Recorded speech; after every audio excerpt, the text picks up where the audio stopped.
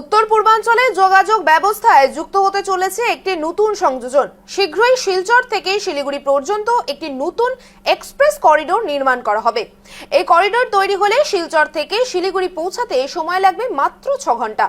এছাড়াও গুয়াহাটি থেকে সোনারি চড়াইদেও হয়ে তিনসুকিয়া পর্যন্ত আরও একটি এক্সপ্রেস করিডোর নির্মাণের পরিকল্পনা রয়েছে। সাংবাদিকদের সঙ্গে আলাপকালে এই ঘোষণা করলেন মুখ্যমন্ত্রী ডক্টর হিমন্ত বিশ্ব শর্মা।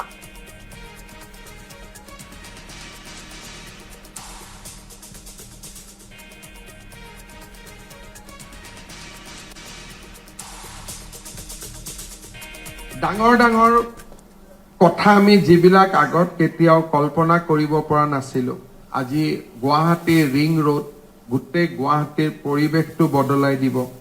কাজিৰঙাৰ ওপৰত elevated corridor, Silchar to Siliguri এটা ডাঙৰ কাম মোদী ডাঙৰীয়াই হাতত লৈছে যে শিলিগুৰিৰ পৰা এক্সপ্ৰেছ কৰিডৰ বনাব ষ্ট্ৰেইট টু শিলচৰ, যিটো আমাৰ অসমে শিলচৰৰ পৰা শ্ৰীৰামপুৰ এই গোটেই ডিষ্টেন্সটো আমি খুব বহুত বেছি আমাৰ ড্ৰামাটিকেলি কমি যাব। মেক্সিমাম 6 to 7 আৱাৰ্ছত শিলচৰ আৰু আমাৰ শ্ৰীৰামপুৰৰ মাজত আমি যাব পাৰিম।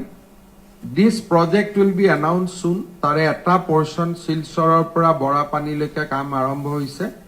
কেইদিনমানৰ ভিতৰতে বৰাপানীৰ পৰা গুৱাহাটী ষ্ট্ৰেংথটো এনাউন্স হ'ব, followed by up to Siliguri.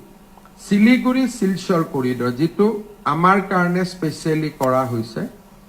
তাৰ পিছত আমি অলৰেডি ভাৰত চৰকাৰে প্লেনিং আৰম্ভ কৰিছে যে গুৱাহাটী তিনসুকীয়া এক্সপ্ৰেছ কৰিডৰ, কাজিৰঙাক বাইপাছ কৰি পেলাই আমি এলিভেটেড কৰিডৰেদি চৰাইদেউ সোণাৰী হৈ আমি তিনসুকীয়ালৈকে গুচি যাম, যাতে ইমান ডাঙৰ বেণ্ডটো আমি ল'ব নালাগে।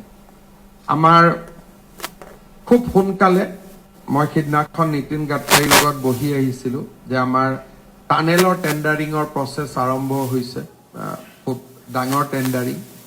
2 এদিনতে আমাৰ বাইহাটা চাৰিআলিৰ পৰা মিছন চাৰিআলিলৈ আমাৰ 4 লেনৰ প্ৰজেক্ট চেংচন হ'ব।